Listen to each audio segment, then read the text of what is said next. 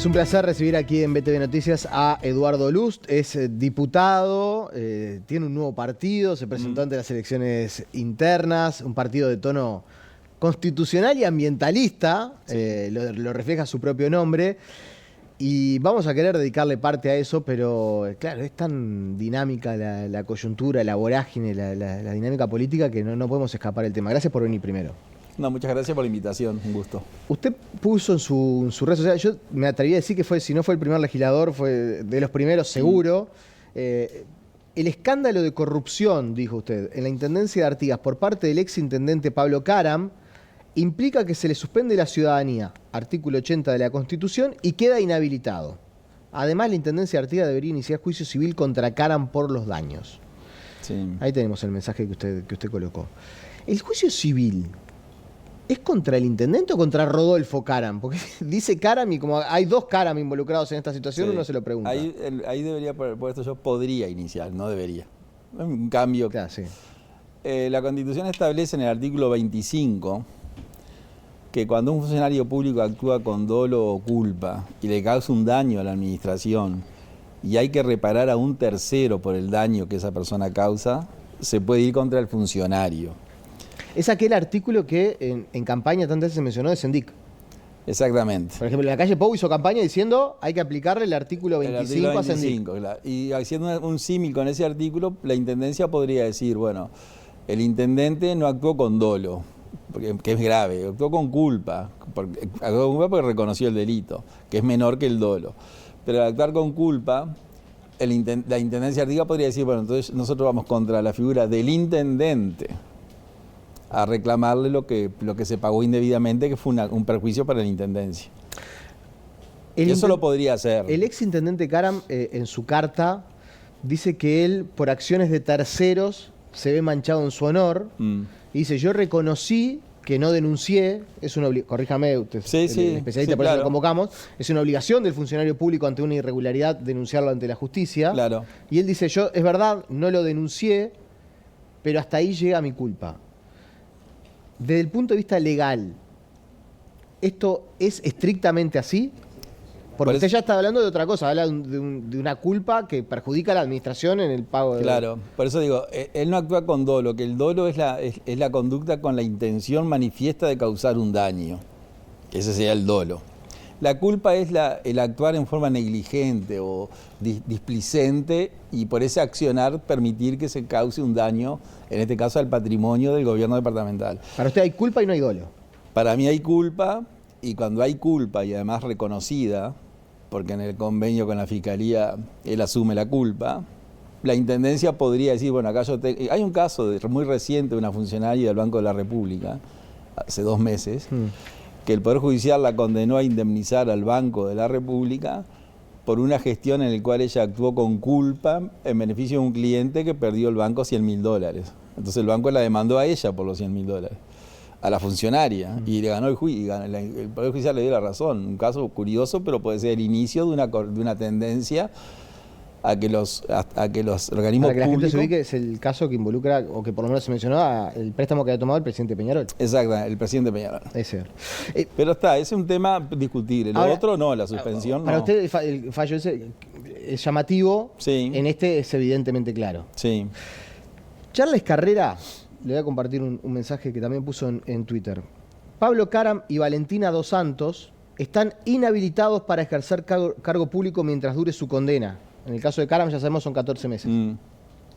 El Poder Judicial debe comunicar a la Corte Electoral todas las condenas que queden firmes y que estén vinculadas a la causa Caram en Artigas, y allí nombra el numeral 4 del artículo 80 de la Constitución.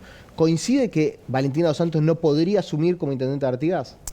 Bueno, en el caso de la diputada Valentina Dos Santos, hay que esperar que resulta del acuerdo que todavía no se realizó. Bueno, Sí. la información parecería determinar que ella va a asumir Claro, que es dio responsable. órdenes sin ser funcionaria de la Intendencia, mandó a pagar horas extras a militares. Bueno, en el caso de que haga un acuerdo con Fiscalía y que asuma una responsabilidad penal por usurpación de cargo, por ejemplo, ese acuerdo con Fiscalía lo homologa un juez, lo homologa mediante una sentencia.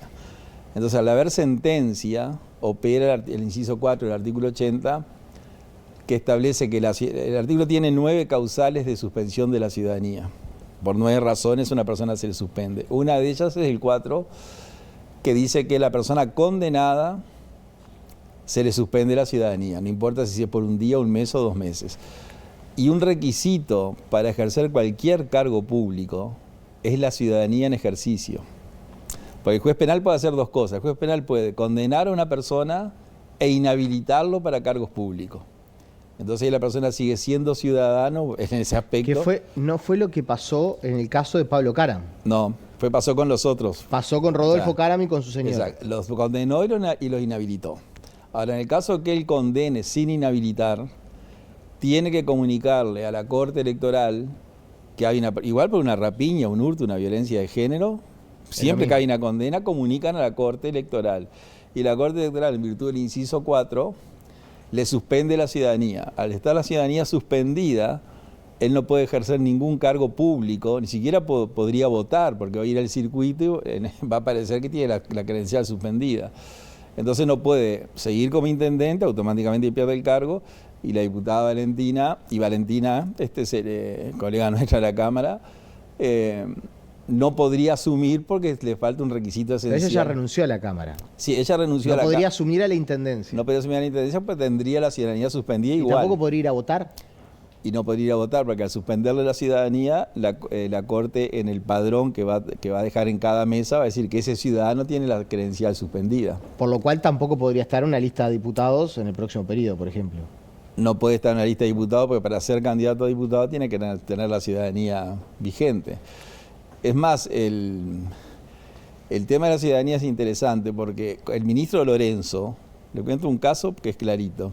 El ministro Lorenzo, ministro de Economía del gobierno de Mujica, fue condenado por el afer de Pluna. Sí. Un sábado, me acuerdo.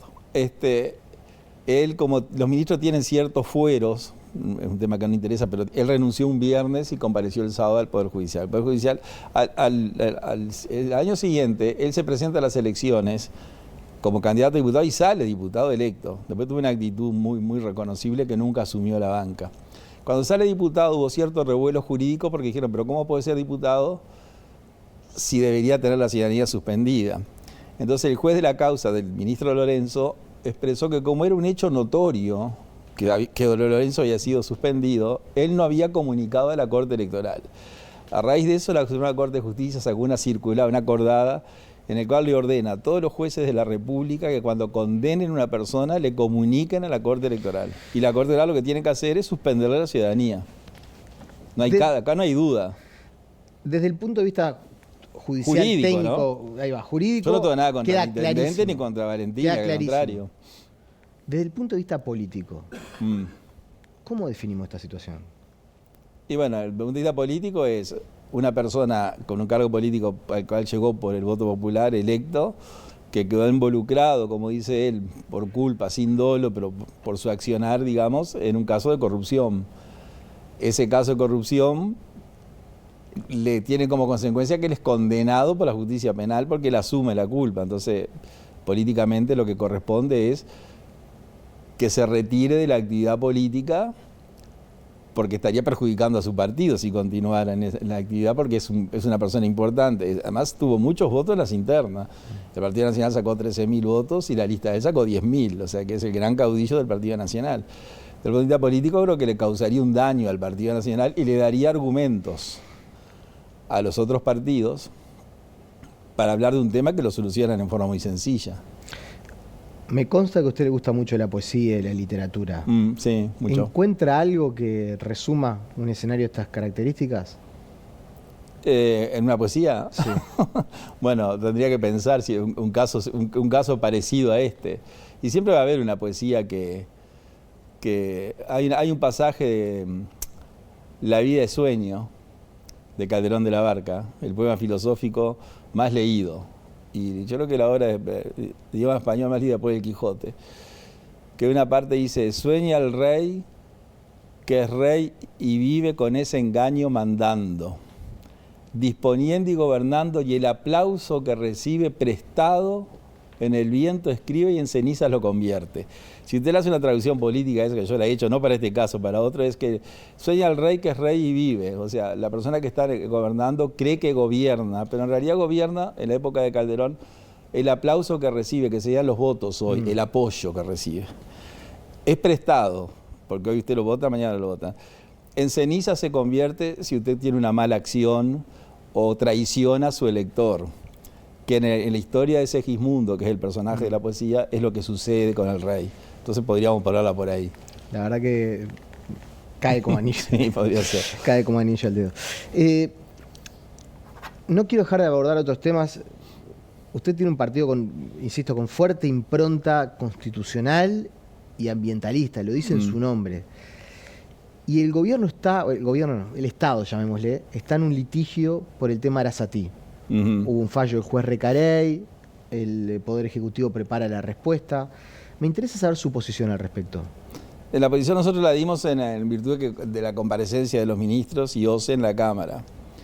Es decir, dejando de lado el proyecto puntual, el Uruguay necesita agua, otra fuente de agua potable, esa agua se puede sacar perfectamente al Río de la Plata. Buenos Aires saca el 85% del agua del Río de la Plata y el 15% de un río subterráneo, es decir, que eso no sería. Lo discutible es que los proyectos avancen y que prácticamente los confirmen antes de los informes ambientales. Cuando el informe todavía está por la mitad, que fue este caso, el gobierno ya decidió el lugar, dónde, cómo y cuándo. Y después el costo. Lo que a OCE le cuesta 300 millones, se lo dan a 5 empresarios, que son más o menos lo que hacen todas las obras públicas acá, que lo van a cobrar 800 millones. Entonces nosotros nos opusimos en su momento, primero por el costo desmedido y porque se avanzó prácticamente resolviendo hacer la obra cuando los temas ambientales y el permiso ambiental y el informe final no está resuelto. Para usted no es un tema el asunto de si se privatiza o no la distribución del agua. Ahí hay una discusión que admite las dos, porque la Constitución dice que la distribución, prestar el agua potable solo lo puede hacer OCE. Entonces lo que se hace acá es que un privado hace todo el trabajo, se lo transfiere a OCE y OCE le hace llegar con su infraestructura el agua a la gente. O sea que en realidad lo estaría haciendo llegar OCE. Hay una discusión ahí que está en la línea, pero yo no haría tanto problema en eso, porque no se privatiza. Lo que le molesta más es que pasó express sin habilitación ambiental y el costo. Cuando está en trámite, yo averigüé lo del costo, dije, pero si tú puedes hacer algo por 300, ¿por qué lo haces por 800? Me dieron una explicación que tiene cierta lógica. Dice, si yo lo hago por 300, me va a aparecer en el pasivo 300. Si yo lo hago por 800 en 10 cuotas de 80, en el pasivo me va a aparecer 80. Entonces el déficit se me va un poquito a acomodar. Pero si usted piensa que pagamos un sobreprecio de 500 y las Naciones Unidas dice que con 500 millones de dólares se elimina la pobreza infantil, más vale endeudarse y por ahí. Con el tema UPM, usted ha sido crítico con ese asunto. Sí, claro. Probablemente de los más críticos del sistema político. ¿No siente que con el tiempo como que muchas de las cosas que se anunciaron que iban a ser dañinas no lo están siendo los hechos? Bueno, para mí no, para mí son dañinas. Primero, el pasaje del tren destruyó conos urbanos que están destruidos. El que no vive frente al tren no lo siente. Pero en las poblaciones del interior, en los pequeños pueblos del interior y en las grandes ciudades, entre comillas, Florida, Durazno, Las Piedras, etcétera, esa frecuencia del tren pasando por el medio de la ciudad, impidiendo que la gente cruce de una vereda a la otra, a la larga la gente se acostumbra y vive ahí. Yo hace poco tuve una reunión con gente de Capurro que está sufriendo mucho del tren. Después el tema, el costo brutal. El ministro de Transporte fue hace unos meses a la Cámara y a la pregunta concreta, ¿cuánto salió el tren de UPM? Y él dice, bueno, entre el tren, la vía, las expropiaciones, los movimientos de tierra, los túneles, los viaductos, es decir, todo el paquete, 2.996 millones de dólares. Cuando estaba tasado en poco más de 1.000. Incluso 1.200. 1.200. Se le hizo ver que la diferencia era abismal. Bueno, se le echó la culpa al Frente Amplio, que improvisó todo, que lo hizo efectivamente así. Y después dijeron, en esta obra 1.000 millones de dólares más o menos es admisible, lo que es un disparate. No puede haber 1.000 millones de error. Y después la energía que UPM se autoproduce y se la vende a UTE, con lo que UTE le paga en 20 años, UPM paga toda la obra civil y el dinero que puso él para hacer la obra. Entonces los daños son permanentes, porque ese dinero podría volcarse en otras áreas. Créame que estoy pasadísimo de tiempo, ya sé. Me quedan 30 segundos. quiero preguntarle 2 preguntas en uno. Mm. ¿Es posible una alianza con algún otro partido para llegar a octubre con más chance de retener la banca? Y eventualmente, si retuviera la banca, ¿se siente parte integrante de la coalición? O sea, ¿va a ser parte integrante de la coalición si le toca en el próximo periodo de gobierno? Bueno, la alianza yo la intenté antes de la elección interna.